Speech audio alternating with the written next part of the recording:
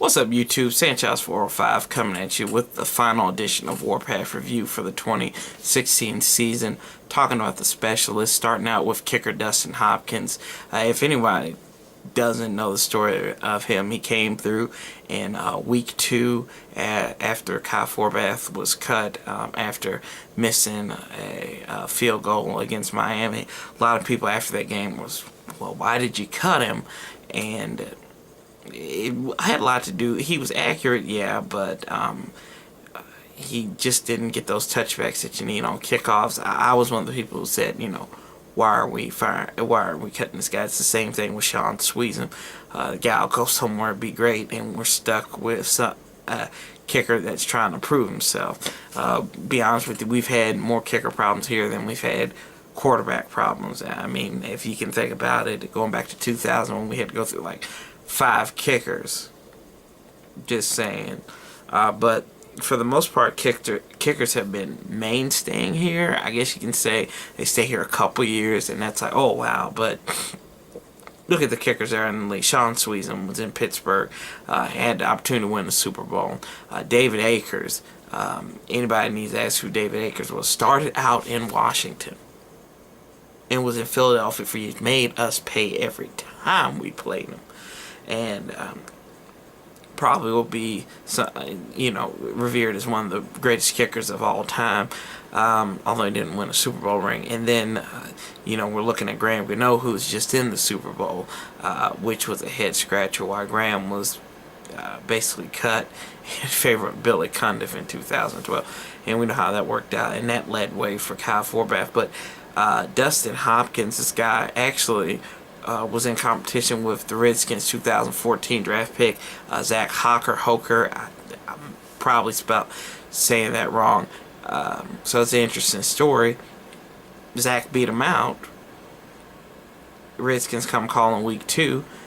Hocker struggles. Kyle Warpath goes to the Saints. And that's where we are with that. 25 out of 28. You can't really ask for too much more than that. He was basically bulletproof from under 50, which most kickers need to be. He missed an extra point, and that was in, I believe, close to the final game of the season. But for the most part, this guy has played really well. He's kicked really well. He's touchbacks and making field goals. That's when you need out your kicker. Tressway, the punter, he came on. He was a shocker. In the 14, it did very well last season as well. So, I mean, for the first time in a while, I think we have a kicker and a punter that we can rely on. Nick Sundberg, the long snapper. As long as he can stay healthy, he'll be good to go. Big questions with the specialists are the returners. Jameson Crowder at punt return. Barely had 200 yards in 16 games fielding punts. That's got to come up. No question about that. Rashad Ross was the primary kick return specialist, had a touchdown in a losing effort against the Giants, and really that was towards the end of the game when it was basically decided, so it really didn't have an effect on the game like it should have. It just made the score. It might have made Vegas a little bit pissed, but other than that, it's good on his resume. But I mean, a lot of the specialists have a lot to look for, need basically. And Adam Hayward, who was special teams captain, he was a linebacker. He was cut. They did make some pickups, like I said, Terrence Garvin from Pittsburgh, Bruton from Denver. These guys are special teams players.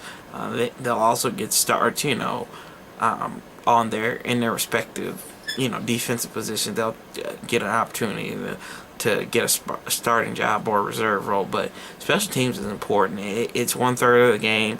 People say, why do some coaches put starters on special teams? Hey, you can score on special teams as well. So I mean, I don't think it's stupid when you put special teamers or starters on special teams. Bill Belichick's done it. Look how that's going for him and everything. But as far as Warpath review goes, this is the final video for this season.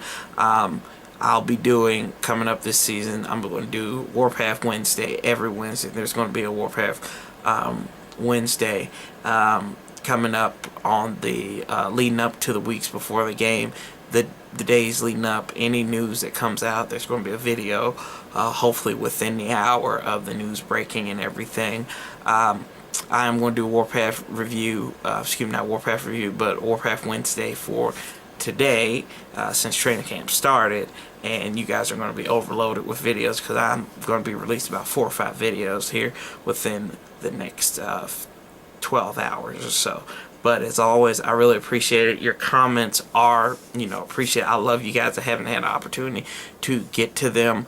But, as I always say, love, peace, and hell. I appreciate it. Tell me what you thought of Warpath review. Any ideas for the regular season, let me know. I'm definitely going to get working on these comments as well. I love you guys. We'll make this big. And as always, we're getting ready to go on that season. Let's get this. Skins, no excuses. We're going into the season, and we need to be ready. As always, love, peace, and hail, and I'll be talking to you guys soon. I'm out.